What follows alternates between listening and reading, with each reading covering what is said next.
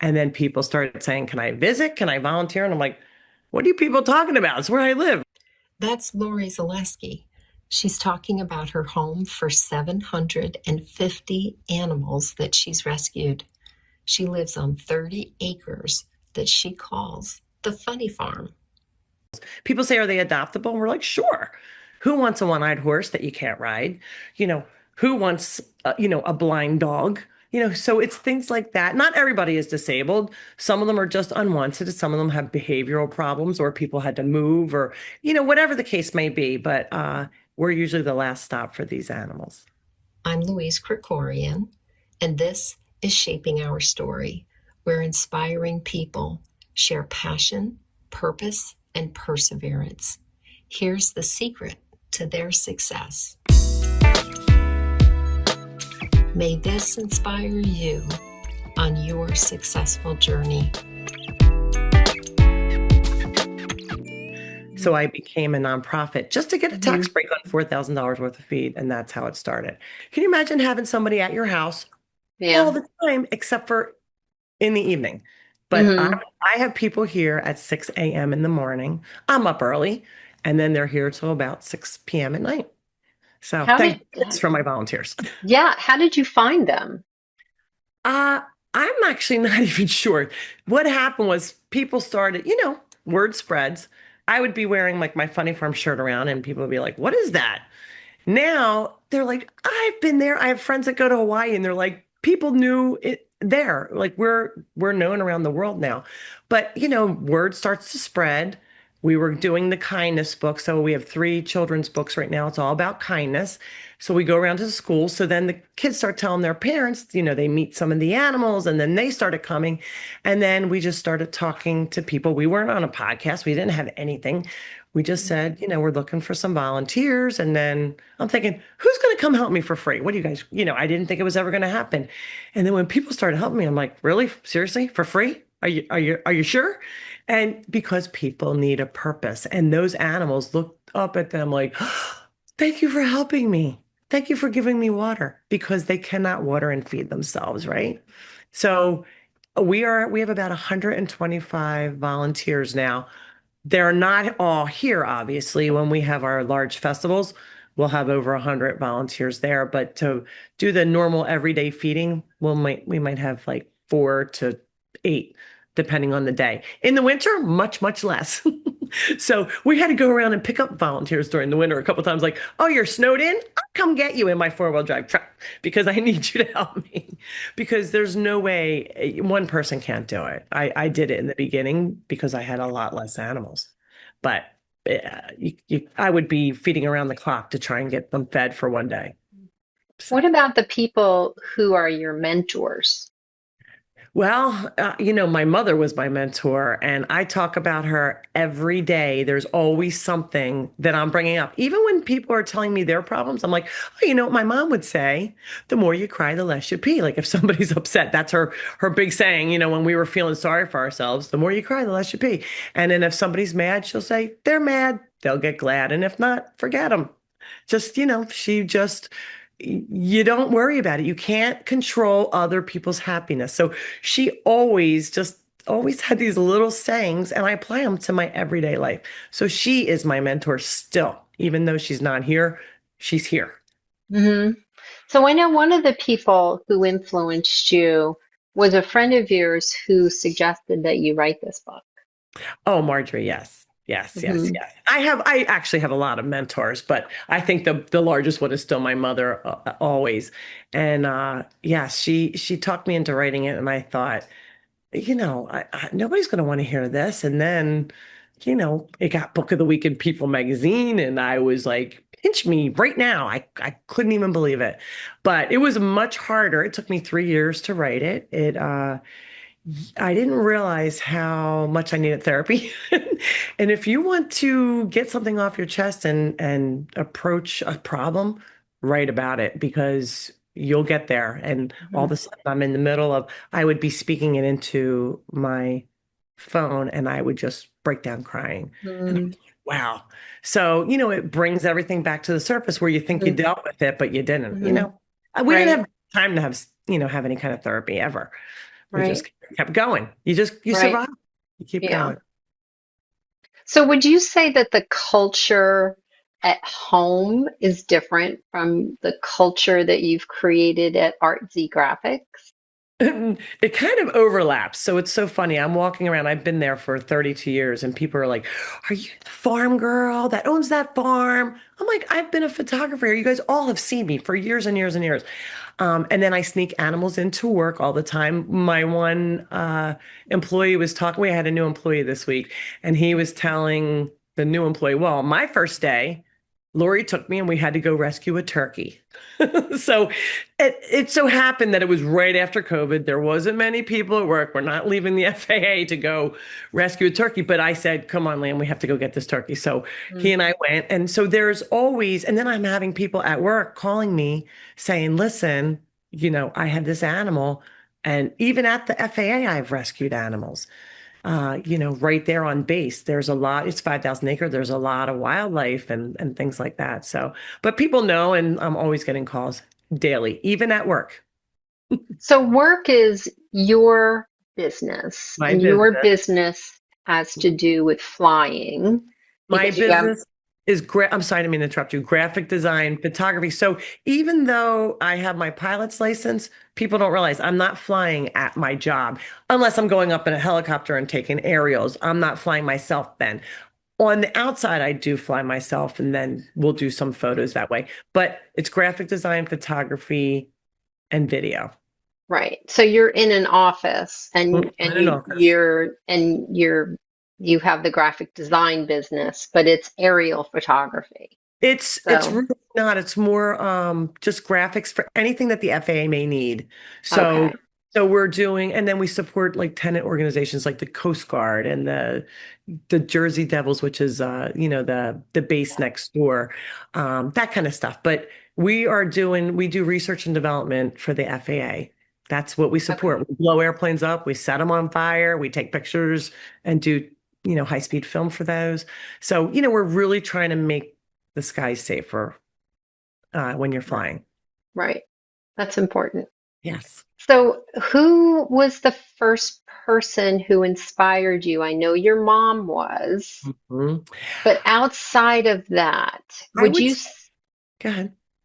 I was thinking of the optician Oh, who had, George, of yeah. course, of course, of course. So George, we used to call him Dr. George. He's an optician, and I had been working. He always was the person my mom couldn't get a loan. She had no credit, and she was friends with him. He lived across the Blackhorse Pike from my house, and we would borrow money off of him if we ever needed to do anything ever, like if she got in a bind. So I started to borrow money off of him a little bit later, but I started out weeding for him when I was 11. Then I started to file, like I was a file clerk for him. Then I became a fashion consultant for eyeglasses. And then he sent me to optician school. So I almost was stuck doing that. And I say stuck because it's just not what I wanted to do. Mhm. But, when you're making good money and you're like, oh, and I said, you know what? Matter of fact, I said, if I don't have an art job, I'm not going to work anymore. And he was like, what?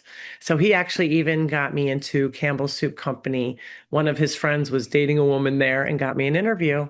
And I started working at Campbell's Soup Company. So he lost me and then still got me my first like real job in art. So I was an illustrator for them. So he was wonderful. He's still around. He still visits. He still thinks he's my boss. I'm like, you're not the boss anymore. Stop it. He still donates things. He's the one who donated 5 acres that's not right attached. And he's donated trailers and all tools and money and anything that, he's always trying to help me because he realizes he's like, your mom would be so, so proud. I would So love to meet him. yeah, he's a piece of work. Yeah, he sounds like it. Matt interviewed him one time on one of our live videos, and Hmm. he actually started to cry. And he's not the crying type. Like it touched him, talking about Right. back in the day and where we came from because he was there. He saw the house. He was there a lot. He visited. So Yeah. But he really supported you by not just giving you money, but giving you your first job at yes, 11. Yep, pulling at weeds. 11. So Yeah. we had to, and then I babysat and, we had to pull together as a team. My mom, worked 3 jobs. She couldn't work another one. Yeah. So we had to grow up kind of fast, but she taught us, well on what to do and what not to do and Yeah. kind of let us go because she was at work a lot of the time. Hmm. But she Hmm. was still a great mom. Great mom. Ow. Who was that? Is That's it Adele. Adele? She's What is she she's kind of doing? she's trying to make a nest into my arm, and she doesn't realize that she's pecking me, trying to like pull my skin into her nest. Oh, She's there's not a mean bone in her body, not one. oh, she's Oh, just precious. chill. Yes. Just adorable.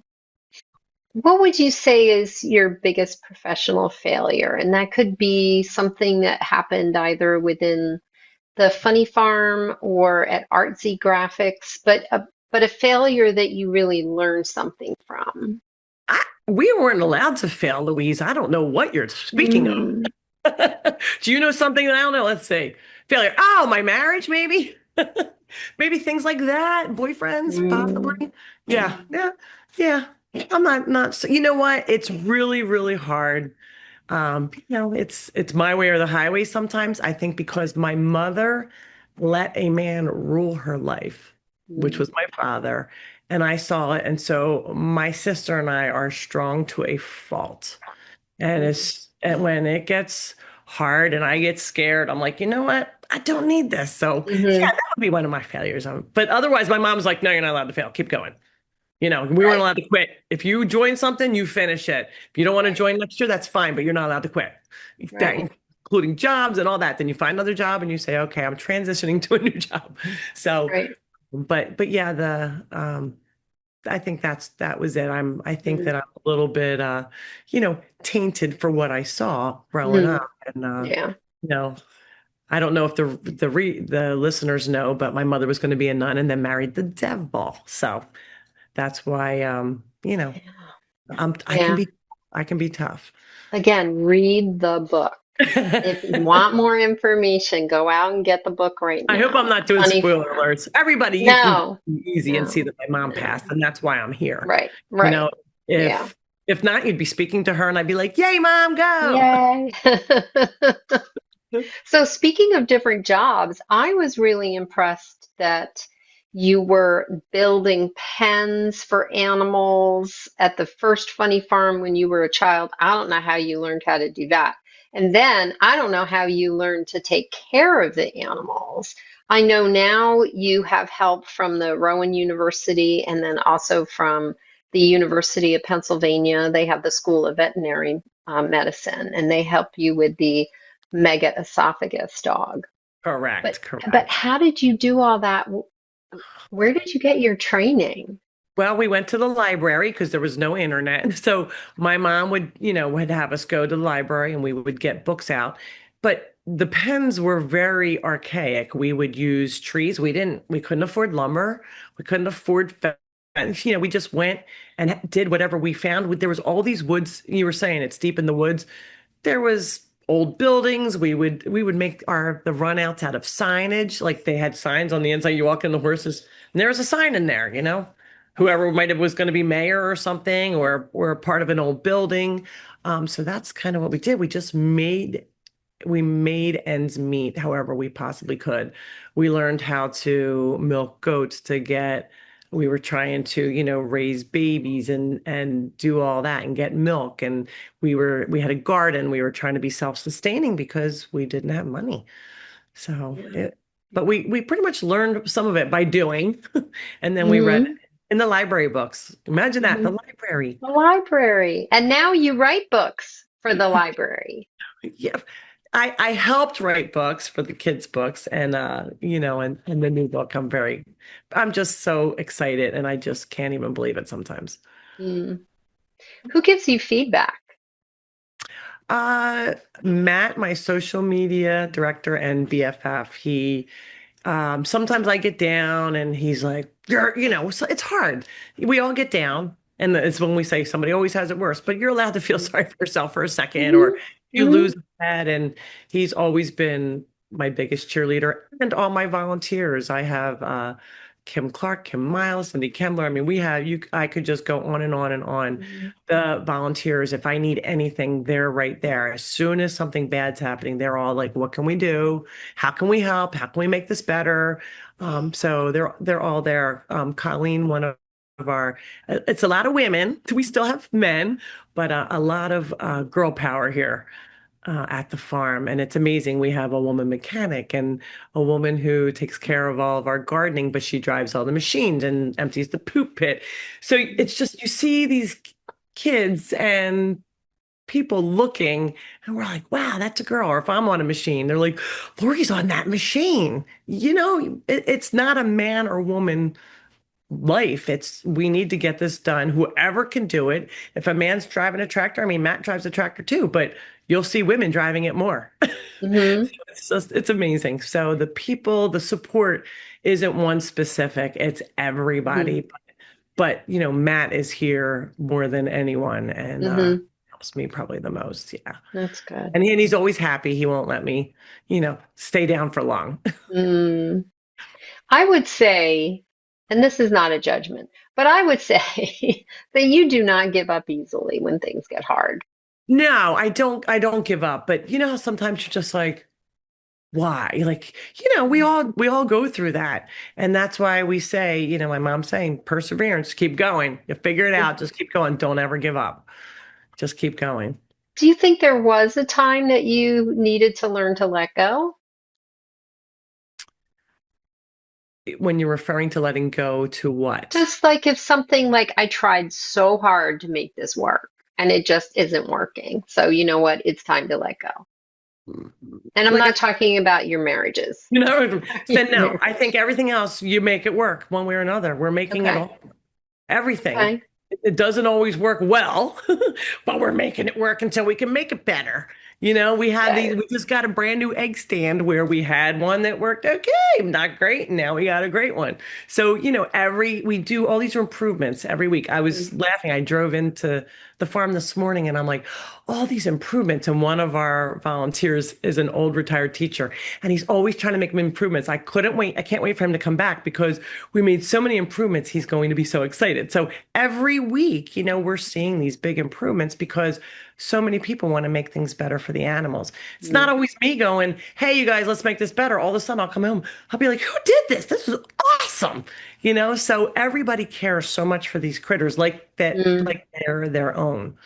So, and Right. I share them with the world, and we leave it free to get in. I didn't know if you were going to get to this, but we leave it Mm-hmm. free to get in Mm-hmm. because my mother didn't have a dollar to spend to bring us to someplace. And I've had volunteers saying, Lori, we had 1,000 people here. If you charged $1, we'd have $1,000. And I said, you know what? It doesn't matter. We will get it somehow. Mm-hmm. To leave it free. I need to pay it forward to, Mm-hmm. to other people. And you know what? I've had people tell me, thank you for that. You go to a Mm-hmm. lot, they charge $10, they charge $5, or you go to the zoo or whatever it is you need to get to see these animals. And the other thing, our big claim to fame is that they are loose. Not everybody, but a lot of them are loose. So you do have to sign a waiver because you might get goosed by a goose if you don't feed, the crazy horses off the racetrack and you turn your back to take a selfie, they might give you a little nibble. So, Mm-hmm. things do happen like that, but thank goodness, knock wood, nobody's ever sued us, but we try and keep it very safe, but you get a lot of hands-on experience. We don't want you looking through a glass or a cage every Mm-hmm. time.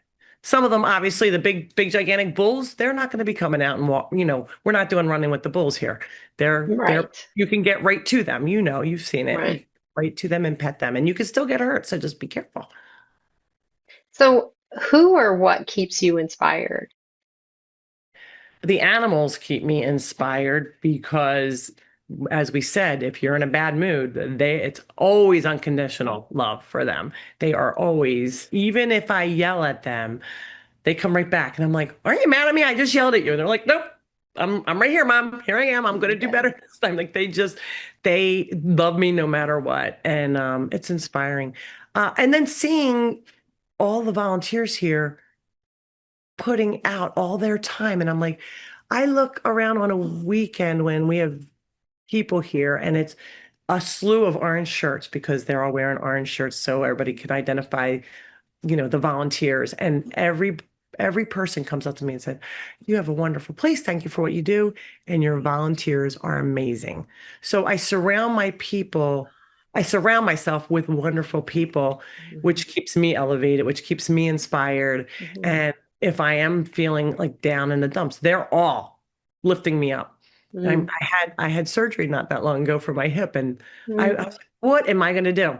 It was like Lori Ho. Like they just took care of everything. It was amazing. I mean, they Mm. don't want to do it every single day, but they helped me. And Mm. my sister came and helped me. She inspires me, but different.